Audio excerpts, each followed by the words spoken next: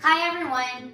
In this video, I am going to show you guys some tips on how to prepare your place when you are hosting a party. My family and I have been living in this 3-bedroom basement suite for about 7 months now, and it's me, my husband, my 4-month-old baby, and my sister-in-law. I have organized this place to be livable and spacious enough, and yes, it is pretty big for just the 4 of us. But how about when you are accommodating more or less 20 people? Is it still going to be the same? Well, anyway, it is going to be our first time to celebrate Christmas in this particular home, and we are so excited because some of our close friends and family have appointed us to host our Christmas party this year. And yes, we will be hosting 2 different Christmas parties just for this month, and we are so looking forward to it. That is why I need to rearrange this place and make sure that I would be able to accommodate all our guests. So as you guys can see, my living room, dining, and my kitchen behind me are in the same area. I pretty much have this couch and this chair as a partition from my kitchen to my living room. And if you guys have the same place like ours, the first thing that you would want to do is to get rid of the things that you feel like are necessary for the party. Let's say for instance, like this guy right here. I use this one a lot for a daily basis. Like this is pretty much where I put my baby when I'm cooking or doing stuff, or when I have to go to the washroom, and generally when she's just sleeping, right? But I don't feel like I would need this one during the party, and especially that it's really not so easy to move around this thing. Plus, some people would be able to sit comfortably in this corner right here without this guy. So, see? Now I have more legroom in this area. Another thing that I want to get rid of that I feel like it's not going to be useful or it's not going to be necessary to be out during the party is this table right here. This table is something that I also use in the day-to-day basis because this is where all my baby essentials are.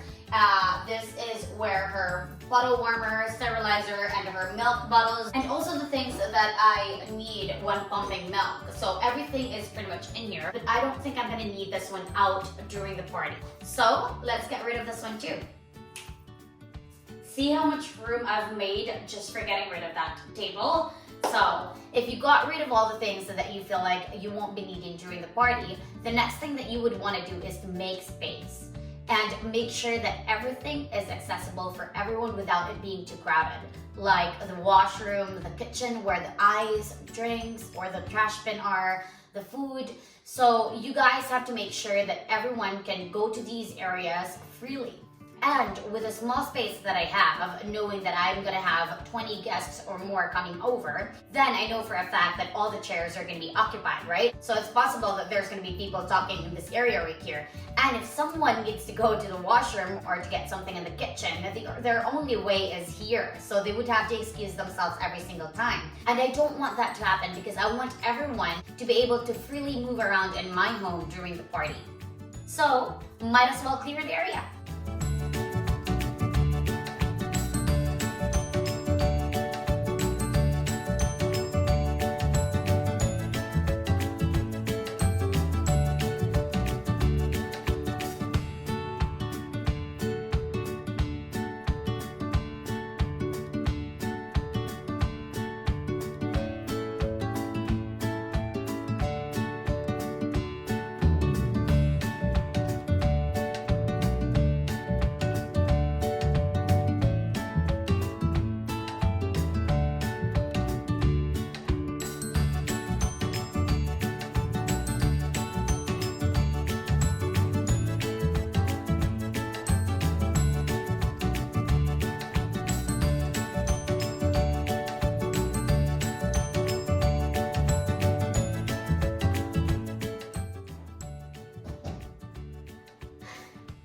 So I guess this is where it should be because I just feel like if I'm gonna put it right there, it's gonna be too crowded. Or, you know what?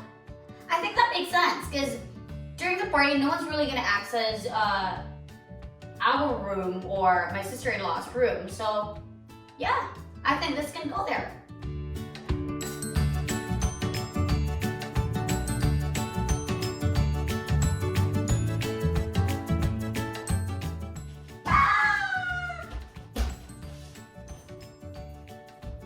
See how much space? Now we can already play like stage dance or any games that we can think of during the party. So now I have to make sure that there's gonna be a place where all the food are gonna go, and that's what I'm gonna do next.